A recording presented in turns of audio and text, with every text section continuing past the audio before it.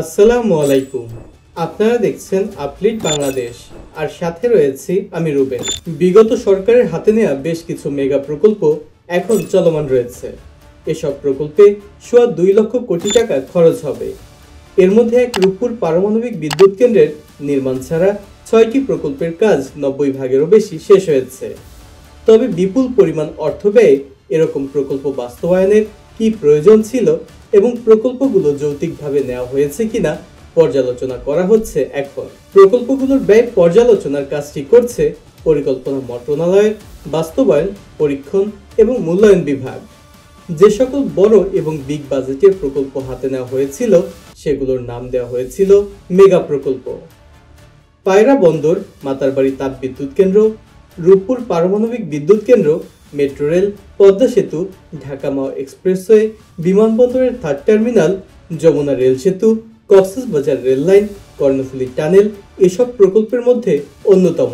কিন্তু বেশ কিছু প্রকল্প রাজনৈতিক উদ্দেশ্যে নেওয়া হয়েছে বলে এমন আলোচনা শোনা যাচ্ছে বিভিন্ন মহলে। আবার অতিরিক্ত ব্যয়ে প্রকল্প বাস্তবায়নের নামে বিশাল অঙ্কের দুর্নীতির আলামত বেরিয়ে আসছে বিভিন্ন গণমাধ্যমের অনুসন্ধানী প্রতিবেদনে। অন্তর্বর্তীকালীন সরকার এসব প্রকল্পের অর্থনৈতিক যৌক্তিকতা খুঁজছে। প্রাথমিকভাবে পরিকল্পনা মন্ত্রণালয়ের বাস্তবায়ন, পরীক্ষণ এবং মূল্যায়ন বিভাগ এ ব্যাপারে কাজ শুরু করেছে।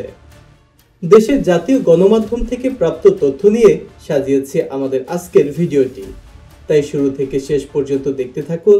আশা করছি আপনাদের ভালো লাগবে। 2012 সালে রাজধানী ঢাকার উত্তরা থেকে মতিঝিল পর্যন্ত মেট্রো রেল প্রকল্প হাতে নেওয়া হয়, যা এখন সেবা দিয়ে যাচ্ছে রাজধানীবাসীকে। এরপরে এই রুটটিকে বর্ধিত করে নেওয়া হয় কমলাপুর রেল স্টেশন পর্যন্ত, যেই অংশের কাজটি বর্তমানে চলমান রয়েছে। এই প্রকল্পের মোট খরচ ধরা হয় 33,472 কোটি টাকা। এখন পর্যন্ত প্রকল্পটির বাস্তবায়ন হার ভৌতিক অগ্রগতি 90%। এই প্রকল্পে 19,718 কোটি টাকা ঋণ দিয়েছে জাপানের অর্থ সহায়তাকারী প্রতিষ্ঠান জাইকা। হিসেব বলছে শুধু টিকিট বিক্রি করে এই পরিমাণ ঋণ পরিশোধ করতে সময় লাগবে 45 বছরের মতো। প্রতিটি মেট্রো স্টেশনে থাকা বাণিজ্যিক স্পেস ভাড়া দেওয়ার কথা থাকলেও সেগুলো নিয়ে এখনো কোনো পদক্ষেপ নেওয়া হয়নি। তাই শপিং মল, ফুড কোর্টের জায়গাগুলো অব্যবহৃত থাকায় এখনো মেট্রো রেল থেকে পুরোপুরি রাজস্ব আসছে না। এছাড়াও মেট্রো রেল লাইন 6 উত্তরা থেকে টঙ্গী পর্যন্ত বর্ধিত করারও একটি উদ্যোগ নেওয়া হয়েছিল।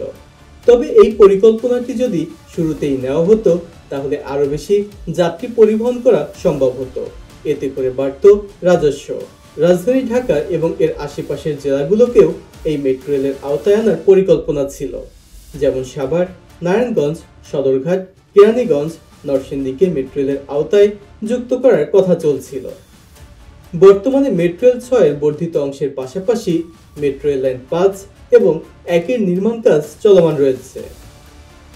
রূপপুর পারমাণবিক বিদ্যুৎ কেন্দ্র হচ্ছে 2.4 গিগাওয়াট ক্ষমতা সম্পন্ন একটি পারমাণবিক বিদ্যুৎ কেন্দ্র, যা বাংলাদেশের পাবনা জেলার ঈশ্বরদী উপজেলার রূপপুরে অবস্থিত। এটি বাংলাদেশের প্রথম পারমাণবিক বিদ্যুৎ কেন্দ্র, যার প্রথম ইউনিট চলতি বছরে শুরু হবার কথা। এই বিদ্যুৎ কেন্দ্রটি রাশিয়ার রোসাটম টেস্ট অ্যাটমিক জেনারেল কর্পোরেশনের সহযোগিতায় নির্মিত হচ্ছে। রূপপুর পারমাণবিক বিদ্যুৎ কেন্দ্র নির্মাণে খরচ হচ্ছে 1,13,000 কোটি টাকা, আর এতে ঋণ সহায়তা করছে রাশিয়া। 2016 সালের জুলাই মাসে প্রকল্পটি হাতে নেওয়া হয়। 2025 সালের ডিসেম্বরে এই প্রকল্পের নির্মাণ কাজ শেষ হবার কথা, কিন্তু গত জুলাই মাস পর্যন্ত প্রকল্পের 69 ভাগ কাজ শেষ হয়েছে।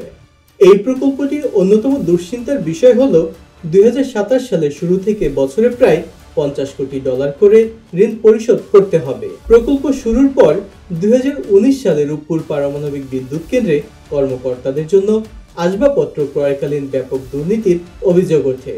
সে সময় একটি দৈনিক পত্রিকায় প্রকাশিত খবর অনুযায়ী প্রকল্পের ক্রয়কৃত একটি বালিশের দাম দেখানো হয় প্রায় 6,000 টাকা এবং নিচ থেকে উপরে ওঠানোর খরচ দেখানো হয় প্রায় 7 থেকে 800 টাকার মতো। এটি নিয়ে সারা দেশ জুড়ে আন্দোলনের প্রেক্ষিতে দুর্নীতি দমন কমিশন এ বিষয়ে তখন তদন্ত শুরু করে। অন্যদিকে মাতারবাড়ি তাপ বিদ্যুৎ কেন্দ্রের নির্মাণ কাজের অগ্রগতি হয়েছে 88%। 2026 সালের ডিসেম্বর মাসে এই প্রকল্পের বাকি কাজ শেষ হবার কথা। এই বিদ্যুৎ কেন্দ্রের মোট প্রকল্প ব্যয় 35,984 কোটি 45 লক্ষ টাকা, কিন্তু প্রকল্পের ব্যয় বেড়ে এখন তা হয়েছে 51,854 কোটি টাকা। যদিও দুর্নীতির আগ্রাসনে এরই মধ্যে বিদ্যুৎ কেন্দ্রটি বন্ধ হবার দ্বারপ্রান্তে দাঁড়িয়ে আছে। পায়রা গভীর সমুদ্র বন্দর নির্মাণ প্রকল্পটি দুইবার সংশোধনের পর খরচ দাঁড়িয়েছে 4,374 কোটি টাকা। এ পর্যন্ত প্রকল্পটির 93% কাজ শেষ হয়েছে। জানা গিয়েছে মংলা বন্দর থাকা সত্ত্বেও 100 কিলোমিটারের মধ্যে পায়রা বন্দর নির্মাণের উদ্যোগ ছিল শুধুই রাজনৈতিক। নিয়মিত ড্রেজিং করা না হলে বন্দরটির কার্যক্রম চালানোই কঠিন হয়ে পড়বে। এছাড়াও কক্সবাজার 2000 রেল প্রকল্পে দিনে 26টি ট্রেন চলার কথা থাকলেও চলছে মাত্র 6টি ট্রেন। এই প্রকল্পে ট্রেনে যাতায়াতে মানুষের বিপুল আগ্রহ থাকলেও বাড়েনি ট্রেনের সংখ্যা। ঢাকা থেকে দক্ষিণাঞ্চলে দৈনিক 48টি ট্রেন চলার কথা থাকলেও চলছে মাত্র 10টি। যশোর থেকে নড়াইল হয়ে পদ্মা সেতু দিয়ে ট্রেনে ঢাকা যাওয়ার অপেক্ষাও দিন দিন বেড়েই চলছে। গত জুলাই মাসে এই রুটে ট্রেন চলাচল করার কথা থাকলেও সেটিও পিছিয়ে গেছে। তবে কবে নাগাদ ট্রেন চলাচল করবে তারও সুনির্দিষ্ট তথ্য মেলেনি।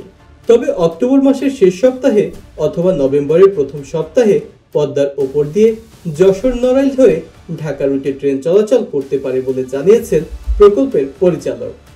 2016 সালের 3 মে একনেকে পদ্মা সেতুর রেল সংযোগ প্রকল্পটি অনুমোদিত হয়। অনুমোদনের সময় প্রকল্পিত ব্যয় ধরা হয়েছিল 34,988 কোটি টাকা। বর্তমানে এই প্রকল্পের ব্যয় দাঁড়িয়েছে 39,246 কোটি টাকা। এই প্রকল্পটি সরকারের অগ্রাধিকার তালিকাভুক্ত।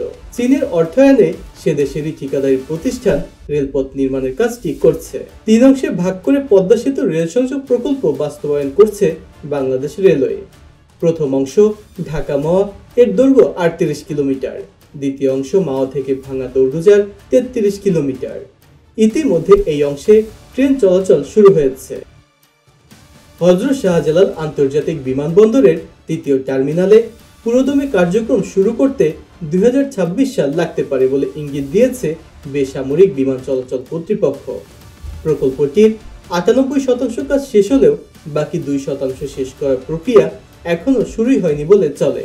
2023 সালের অক্টোবরে তাড়াহুড়ো করে বিমানবন্দরের তৃতীয় টার্মিনালের সফট ওপেনিং করেছিল তৎকালীন প্রধানমন্ত্রী। কথা ছিল 2023 সালের শেষে পরীক্ষামূলক আর 2024 সালের শেষ ভাগে পুরোপুরি চলবে টার্মিনালের কার্যক্রম।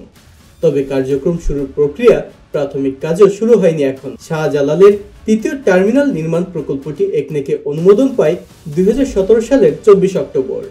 সে সময় ব্যয় ধরা হয় 13,610 কোটি টাকা।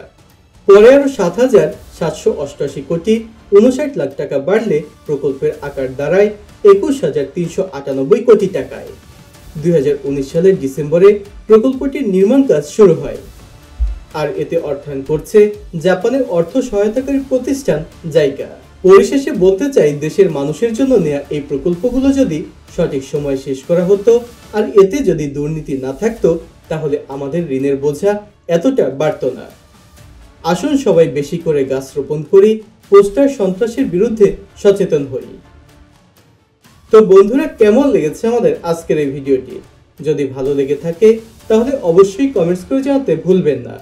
সেই সাথে যারা নিয়মিত আমাদের ভিডিও দেখেন কিন্তু এখনো চ্যানেলটি সাবস্ক্রাইব করেননি, তারা সাবস্ক্রাইব করে পাশে থাকা বেল আইকনটি প্রেস করে দিন, যেন পরবর্তী ভিডিওর নোটিফিকেশনগুলো পেয়ে যান সবার আগে। আর যারা ইতিমধ্যে চ্যানেলটি সাবস্ক্রাইব করেছেন তাদেরকে জানাই অসংখ্য ধন্যবাদ। যে যেখানেই থাকুন ভালো থাকুন, সুস্থ থাকুন।